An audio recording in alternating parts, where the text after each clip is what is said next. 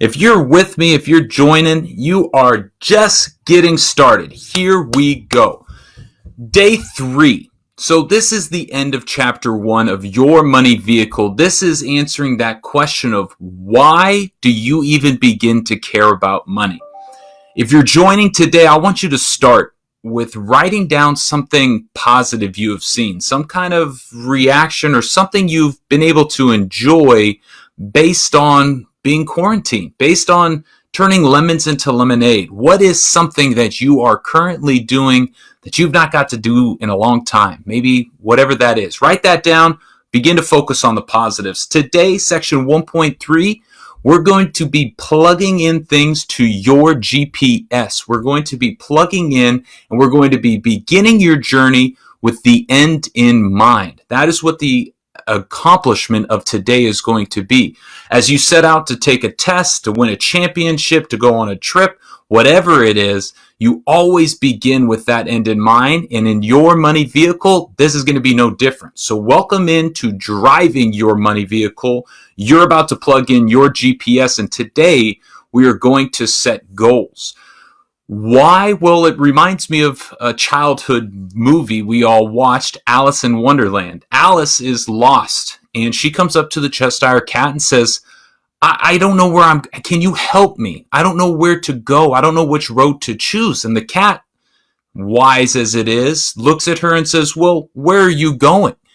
She says, I don't really much care where I'm going. And the cat responds ever cleverly, well, then it doesn't matter which road you choose.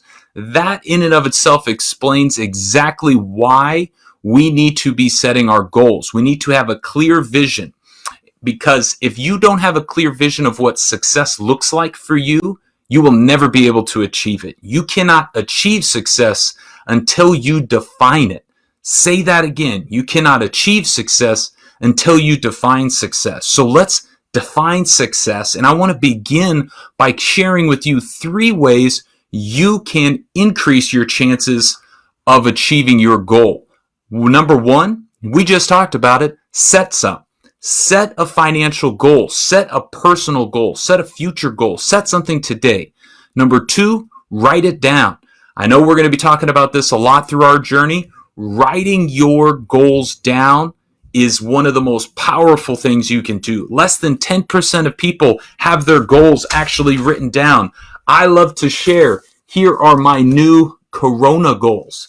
So I think number 2 should be writing your goals down. I would challenge you to do that right now. And the third and final, because we are in a time of social distancing, this will build a connection and build a community. Go ahead and send those goals to somebody.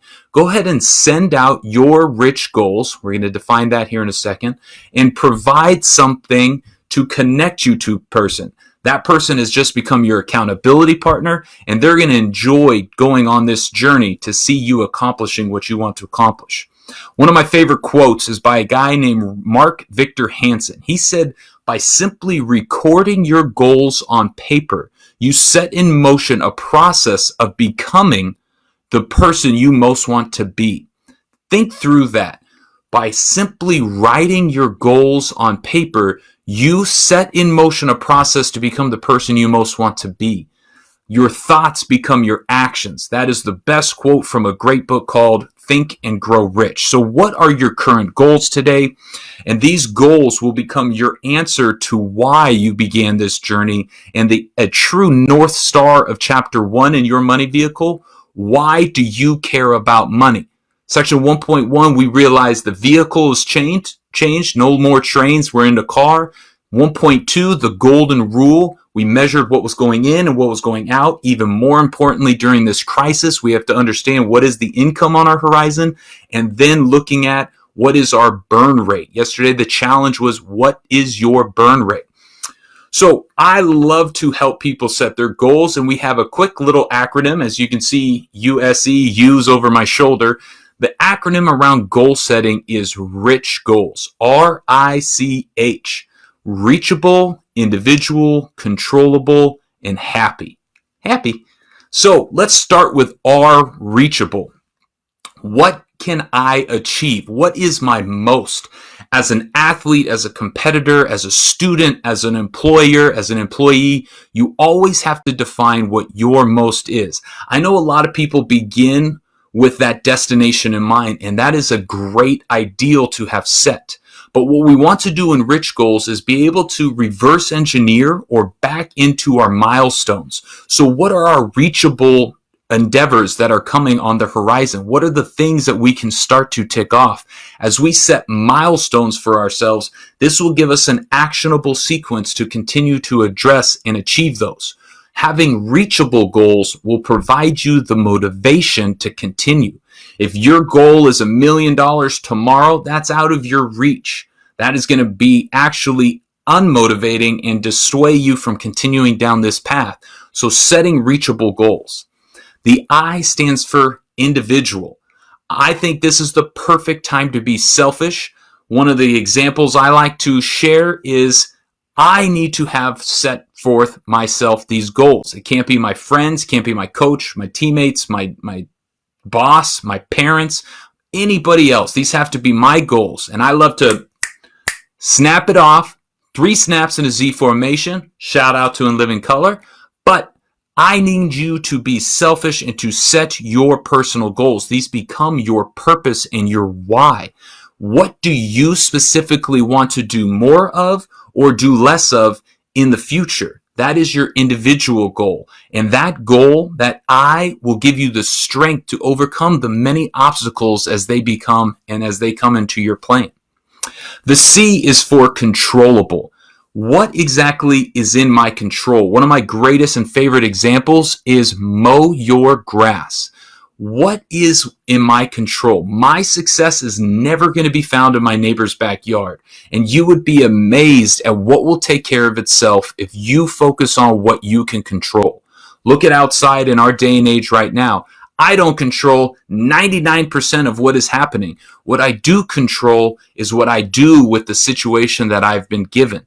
And that is what we want to focus on. Mow your grass. And what controllable goals will give you is something to focus on. You have to have something to be able to see and achieve. So reachable, individual, controllable. And that fourth and final, H, is happy. This is an easy one. What makes you smile at the end of a long day? I would ask you, everybody, take a moment.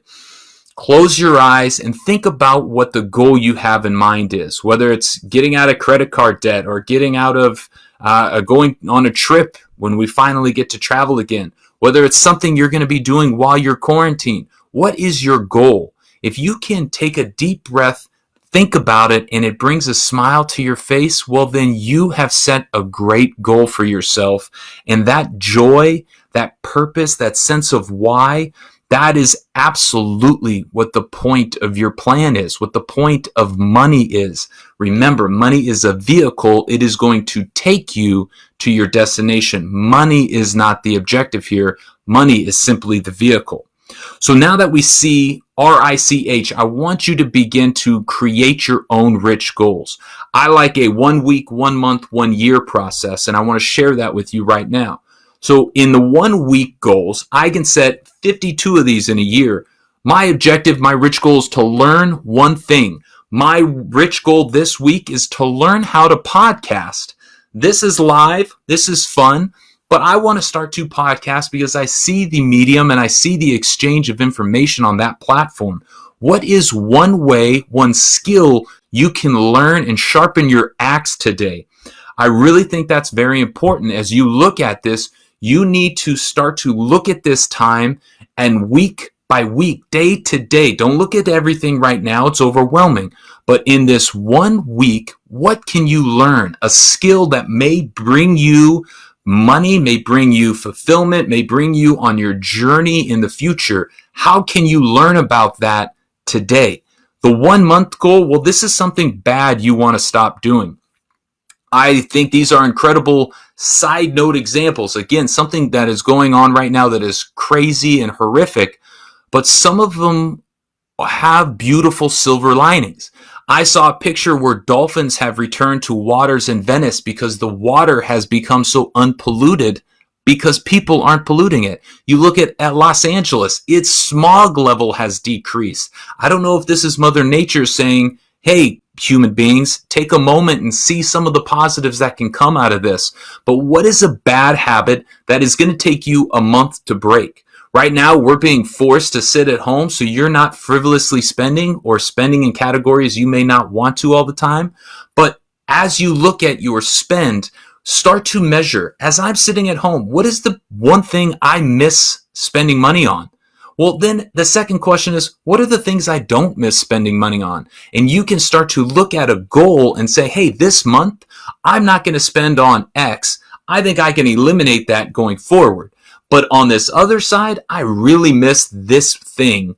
And that is what money is for. Maybe even increase your spending on that category. So I have a 1 week goal to learn. I have a 1 month goal to stop a bad behavior. And then I have a 1 year goal. This is probably the most important because this is something I'm going to start today that I truly see coming to fruition a year from today. So my personal 1 year goal right now, I'm so proud of Your Money Vehicle, but I'm also not satisfied. I got to go write book 2. I have the time. I have some of space and some quiet here and there, but I am going to write my second book this year. I'm starting it. I've already started it, but I'm starting process today, looking out a year and saying, hey, come March 2021, I want another book out. So what is that 1 year goal you have? Again, that's a reachable, that's an individual, that's a controllable. A controllable. Don't tell me the market is controllable. Don't tell me I'm going to start throwing it. You don't control that. That is not a goal for you. We've learned anything, it is that the market is emotional, volatile, and uncontrollable. So what is your 1 year goal? Something you can start today that will come to fruition a year from now. I want to end with this. A plan is only as good as its destination. If you did not have goals, if you did not have goals in your financial plan, you are in chaos right now. If you did have goals, then you understand your plan is still headed in the right direction and that you still need to be aiming towards that destination. Can we grow? Can we pivot and improve on the way there? Yes, that's what we're going to do in future chapters. But as we end chapter 1, why do you care about money? I hope you're better able to answer this. Why the investment or the world of the past, the train industry, the financial vehicle has changed. Why you need to understand your burn rate and you need to control the golden rule. And last but not least, you have set the destination. You have chosen the beginning to begin with the end in mind. Question of the day. What did RICH stand for? If you're taking notes, if you're following along, I love it and I appreciate it. RICH. What did RICH goals stand for? The action item today, no shocker here, write a 1 week goal. How are you going to sharpen your axe this week? What is a skill you can start to learn? What is a bad habit this month that you're either being forced to or you're choosing to stop doing? Bad habits take a month. And then the third and final action is what is a 1 year goal you can start today that will come to fruition 1 year from now. I really appreciate you ending chapter 1. Next week, if you think this is worth your time, come on back because chapter 2 starts a next question of how does money create money? I hope you enjoyed this. By all means, in the future, we're going to go through many other questions and subjects around taxes, insurance, cybersecurity, vehicles, of course, investments. And one of the most important is cash management and ownership. So thank you for your time. Tell some friends next Tuesday, 3:30, we are going to be going live and we're going to be covering chapter 2, how does money create money? Be safe and enjoy the day.